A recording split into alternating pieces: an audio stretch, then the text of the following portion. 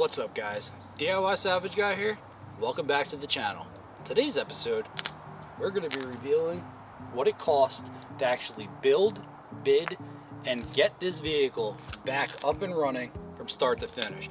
We're going to be going over the cost of the vehicle, we're going to go over the auction fees, all the way down to the very little minute details that went into this vehicle.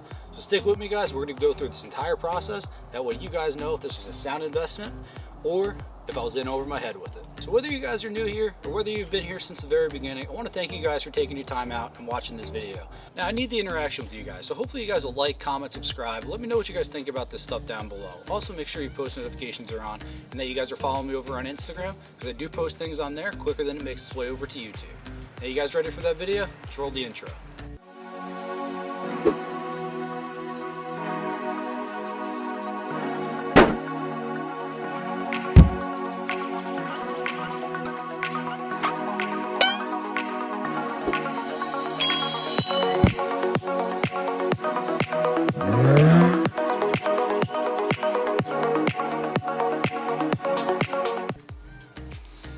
Alright guys, we're going to hop right into the video right now. So the initial purchase price of the vehicle, I won the auction for $4,200, but I had, the vehicle was actually on reserve. The insurance company did not release the vehicle for that price. So my max bid was $5,000 and I won the reserve for $4,750. So before we move any further, I just want to show you guys the auction photos here and what allowed me to bid for the vehicle. So I saw the actual parts that were here, and so you have the bumper, you have the headlights. I assumed that the insurance company, when they took it apart, that they would have put the rest of this stuff in the truck, and they didn't. So that's going to jack up the price a little bit. But so here's the auction photo. So this was what I looked at and what I made my decision on, and I did buy this car sight unseen. So I was able to see the rest of this.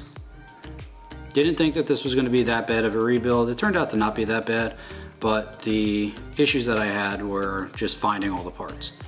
So this is what I went by when I bought the car, and turned out to be a pretty good purchase in my opinion. So then you have, so purchase price of the vehicle was $4,750. The tax on the vehicle was $326 just to be able to register the vehicle. Then you have $1,000 in auction fees. Auction fees are very expensive on this. And then I had to spend $500 in shipping. Now, some people have their own vehicles, they can go pick it up. I didn't have that option, so I had to spend $500 in shipping. So I need to spend another $250, and that is all in, including the salvage inspection that I have to do at the end.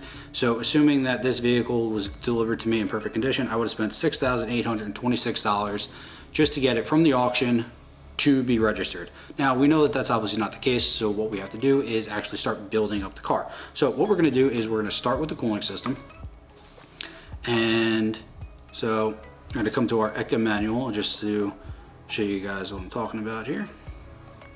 Alright, so here's our radiator.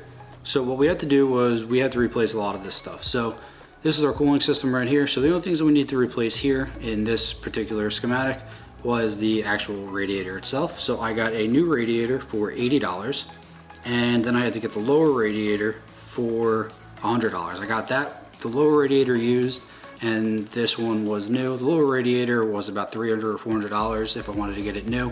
I found one in pretty good shape, so I was happy with that. The auxiliary radiator I did not need to replace, thankfully, because that was the most expensive one, so saved some money on that. So on the two radiators I spent about $180. Then we need to move on to the actual support itself and all the miscellaneous things that come along with that. So we come into the radiator support assembly, and all this is where it starts to get a little bit more pricey. So here we go. So you have the radiator support itself. I spent $325 on the radiator support itself. The radiator support I could have got cheaper if I went through aftermarket, but this is a main structural component. I did not want to go with an aftermarket component for this one. So I went with this. So then I had to get the radiator sight shield. So that's this piece right here. It goes on top of the vehicle, and it basically just covers in between the radiator support and the engine itself. And then you hop right into this, and this is where it starts to get a little bit pricey because there's a lot of miscellaneous parts in here that I needed to get. So there's a couple mounting bolts here. So you have, in no particular order here, so you have air baffles that kind of guide the air right into here. Then you have, so I spent $42 on each one of those. Then the lower radiator screen, I actually was able to get with the lower radiator itself, so I didn't need to spend anything on that. Then the lower seal strip was $22. 2 radiator insulators, they are these little things right here, and that was $54 for 2 of them. Then in order to mount everything up, they go on here, they go on the right into here as well with the radiator.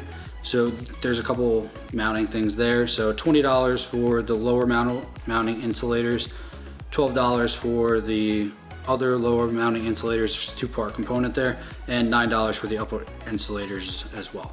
So then we get into the biggest cost of this whole thing, and that is the radiator fan assembly.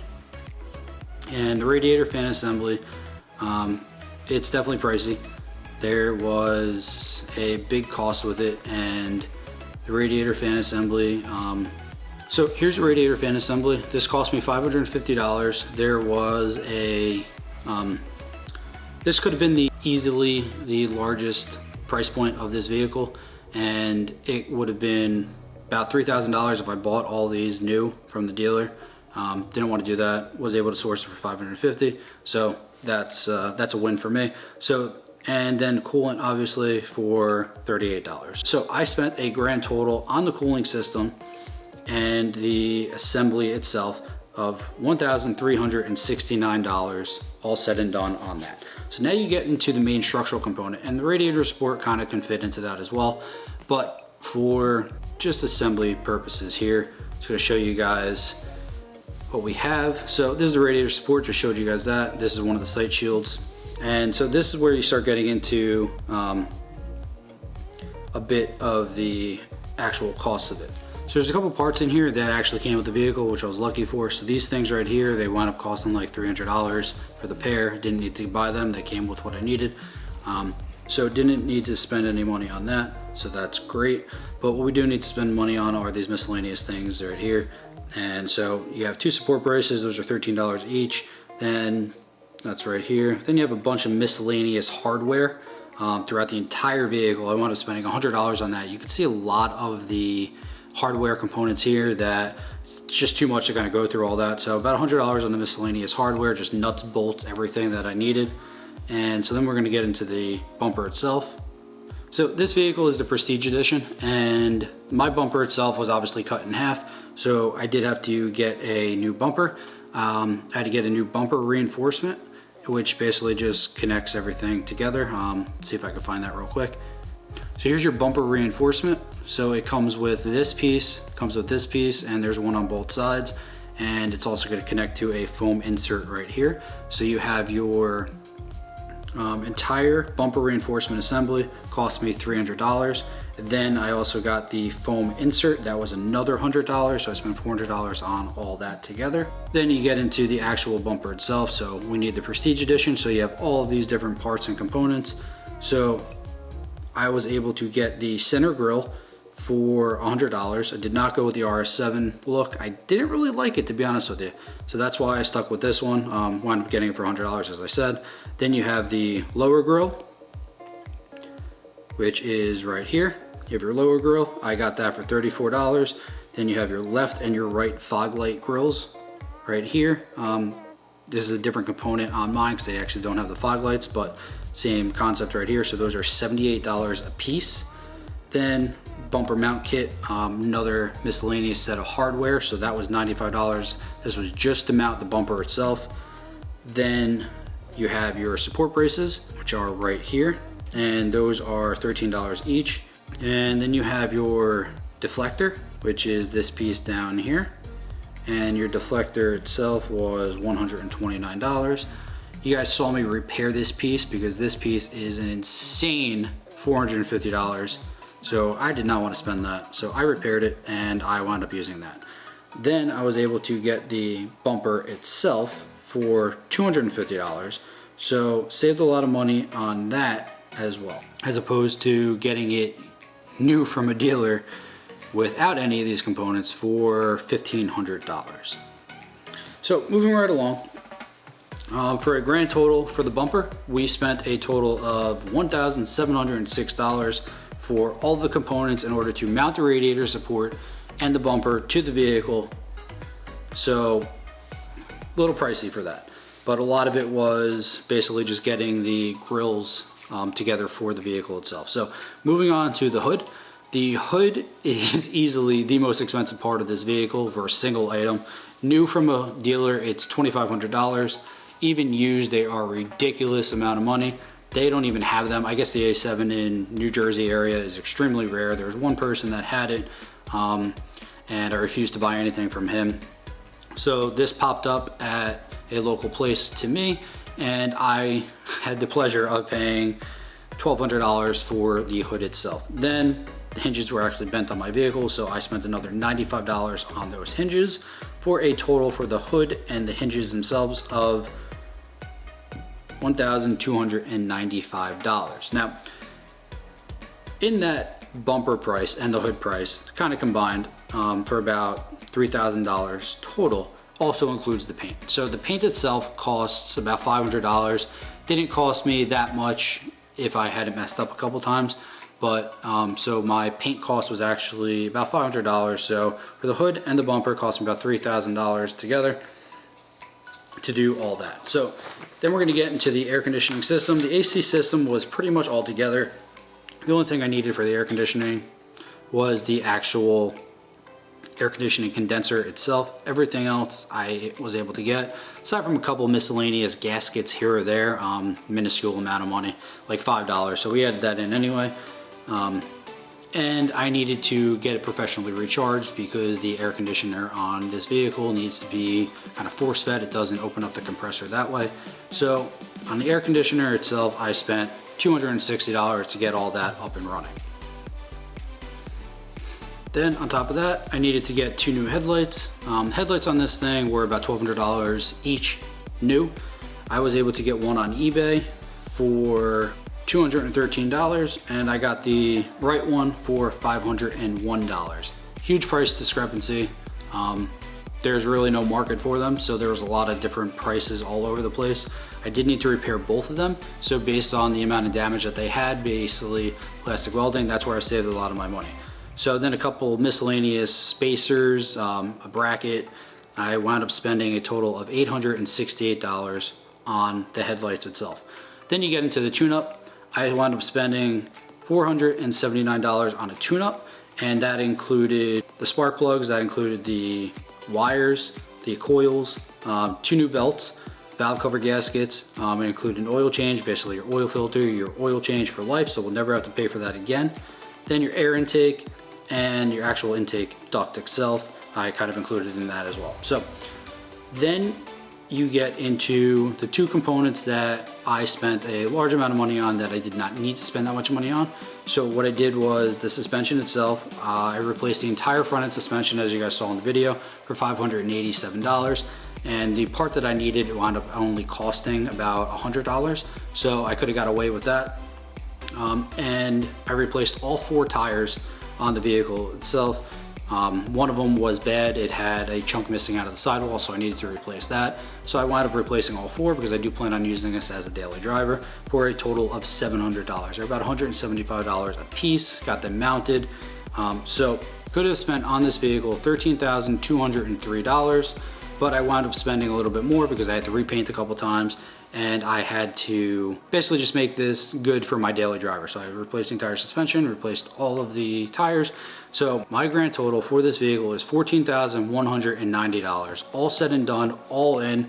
The KBB value on it is $25,000. I know people take into account that there's a salvage title on there. It gets discounted a little bit. I've heard from people that sell them on a regular basis. Usually discounted to about the very good price of the KBB value, and you're looking at about a $23,000 for this vehicle. So if I turned around and I sold this vehicle as is for all the things that I put into it, I'd be able to make a profit of about $9,000. So I'm going to be keeping this vehicle, as you guys know, and I'm not going to be getting rid of it. But all said and done, I am into this vehicle $14,000, $25,000 price point, give or take, depending on the condition of the vehicle. So my profit margin on it could be anywhere from $9,000 to $11,000. I think I did pretty good on it, guys. Let me know. Here's my price points. Here's everything broken out. And I wanted to make sure that you guys saw everything. I did not include the cost of anything like this ETCA repair manual. This is something that will exceed the value of just this one vehicle because it comes with everything. I did not include the cost of any tools that I bought because tools are basically an indefinite lifespan. So all of this is basically just time, labor, money. That's gonna do it for today's episode, guys. I really hope you enjoyed it. I hope you stuck with me through the whole thing.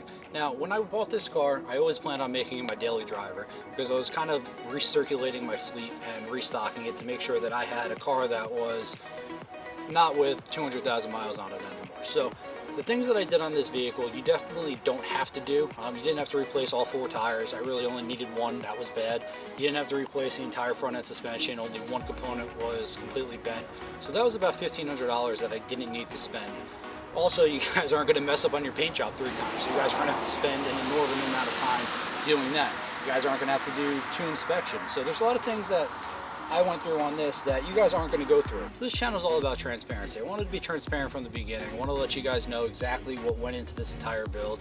I want to let you guys know that I didn't really have any skills or anything in that, and there was a lot of learning and things that if there was a professional or someone that was more seasoned doing this, you guys aren't going to run into the same issues that I did. So, but on this channel we're learning as we go, and with that comes a little extra costs, but I expect the next build that I do, it's not going to have those same type of issues and those types of things. So as I go to continue on with these builds, there's going to be certain things that I'm not going to completely replace. So now that you guys have seen the entire build, you saw the rebuild process, you saw the inspection process, and now you have all those numbers that went into the vehicle as well. How did I do? Did I come out ahead? Do you guys think that I wasted my time? Do you think that I spent too much time fixing it? Do you think I spent too much money fixing it? Were the tires, the suspension, was all that stuff worth doing on a daily driver that I'm going to be driving for a while? Let me know what you guys think about this stuff. So now that you guys have seen the entire build series of the 2012 Audi A7, I hope that this can be an inspiration to you guys. Maybe you guys don't have any mechanical background or anything like that. Hope that you guys will just pick up a wrench, buy a car, do whatever you need to do to just follow your dreams, try to become a DIY salvage guy yourself.